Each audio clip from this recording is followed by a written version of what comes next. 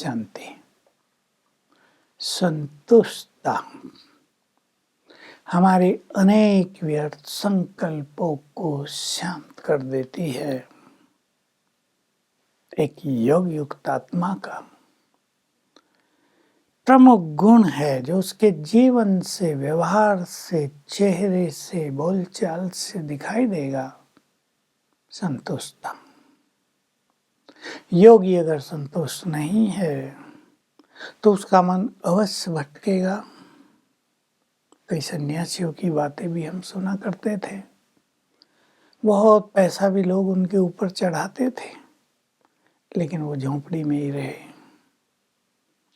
पैसा जो भी आता था भंडारा करा देते थे। उनको कुछ नहीं चाहिए, वही प्रसिद्ध हुए, वही दूसरों का कल्याण कर सके। और जिसके मन में इच्छाओं का उबाल आता रहता है, ये चाहिए, ये चाहिए, जिसकी इच्छाएं कभी शांत ही नहीं होती, कभी खान पान की इच्छा, कभी पहनने की इच्छा, कभी इलेक्ट्रॉनिक्स के साधनों की इच्छा, सुंदर घर में रहने की इच्छा, प्लेन से यात्रा करने की इच्छा। इच्छाओं के तो 100 प्रकार हैं। इच्छाओं का फैलाव मन को कमजोर कर देता है। जो मनुष्य संतुष्ट नहीं है वो लोभी हो जाता है। कहावत आपने सुनी होगी, लोभी नर कंगाल है, दुख पावत दुख लेत। दुख देता भी है, दुख लेता भी है, और वो कंगाल ही है सचमुच। मैं कई कहानियां जानता हूँ, सच्ची घटनाएं। कईयों के पास बहुत पैसा, लेकिन रहते ऐसे जैसे कंगाल। पैंट भी फटी हुई पहनेंगे, जैसे आजकल तो फटी हुई पैंट पहनना फैशन हो गया है। लेकिन कई बड़े लोग भी जो समझदार हैं, जो इस आधुनिकता के चक्रव्यूह में नहीं उलझते, कपड़े पुराने सुराने पहने रहेंगे, घर भी साफ सुथरा नहीं करने देंगे, नौकरानी भी नहीं रखने देंगे। लोग भी रहते हैं, पैसा बचाओ, पैसा बचाओ, कमाओ बहुत लेकिन बचाओ बहुत। इससे कोई फायदा नहीं होता है। मनुष्य क्यों कमाता है? परिवार को, स्वयं को सुखी रखने के लिए। तो हमें लोभ के वश नहीं होना है। देखिए, एक है इच्छाएं, दूसरी होती हैं आवश्यकताएं। आवश्यकताएं तो जो हैं वो हैं। अभी आपको कोई बीमारी होगी, आपको दवाई की आवश्यकता है। ठंडी बढ़ गई, आपको गर्म कपड़ों की आवश्यकता है। बहुत गर्मी हो गई, आपको पंखों की या एसी की ज़रूरत है। वो तो आवश्यकताएं हैं, उनको तो पूर्ण करना ही होगा। लेकिन कुछ मनुष्य कहीं भी तृप्त नहीं होते। ये चीज़ मिल गई, दूसरे को देख लिया उसके पास अच्छी है, उससे अच्छी लूँगा। कपड़े बहुत अच्छे पहने हैं, ज्वेलरी बहुत अच्छी है, दूसरे को वैसी पहने देख लिया तो मज़ा ही नहीं आया, इससे अच्छी होनी चाहिए मेरी। मन भटकेगा। पैसा न भी हो तो इकट्ठा करने का प्लान बनाएगा।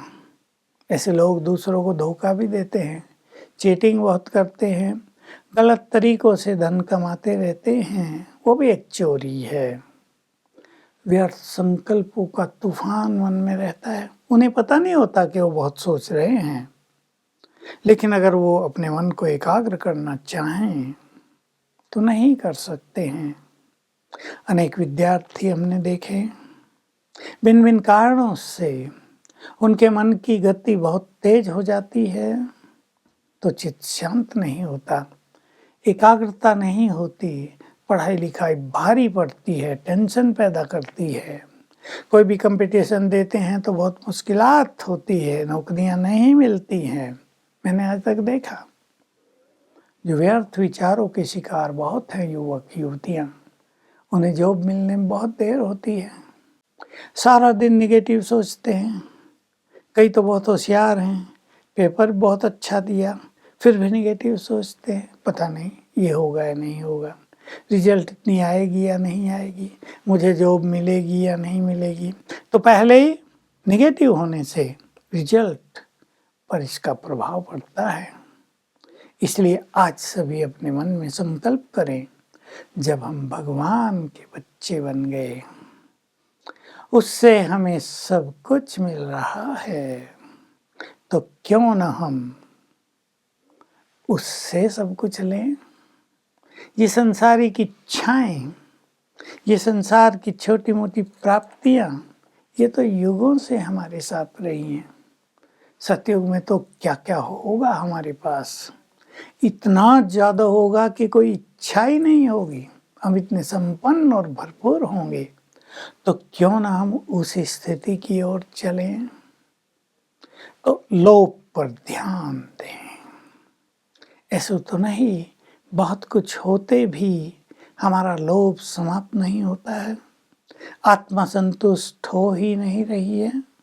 संतुष्टता तो बहुत सुंदर चीज है। भगवान के शब्दों में संतुष्टता बहुत बड़ी प्रॉपर्टी है, और प्रसन्नता तुम्हारी पर्सनालिटी है।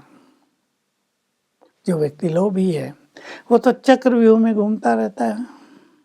एक छोटी सी कहानी सुना करते थे बचपन में। पड़ोस में दो के मकान थे साथ साथ। एक बहुत शांत था, दूसरा अपने काम धंधों में ज़्यादा व्यस्त रहता था। उसकी पत्नी ने उसे कहा, देखो पड़ोसी कितने शांत रहते हैं, तुम ही भाग दौड़ में कर रहते हो, घर में भी समय नहीं देते, शांति में नहीं भोजन भी करते। कहा बताऊँ तुम्हें, दिखाऊं? कहा दिखाओ। तो उसने अगले दिन सवेरे सवेरे जब वो सोए थे, उनके घर में 99 रुपए की थैली डाल दी। अब उन्हें मिली, बड़े खुश हुए। अभी इसके अतिरिक्त के वो खुश होते हमें 99 मिले, उसने सोचा है 100 होते तो कितना अच्छा होता, एक बढ़ाऊं।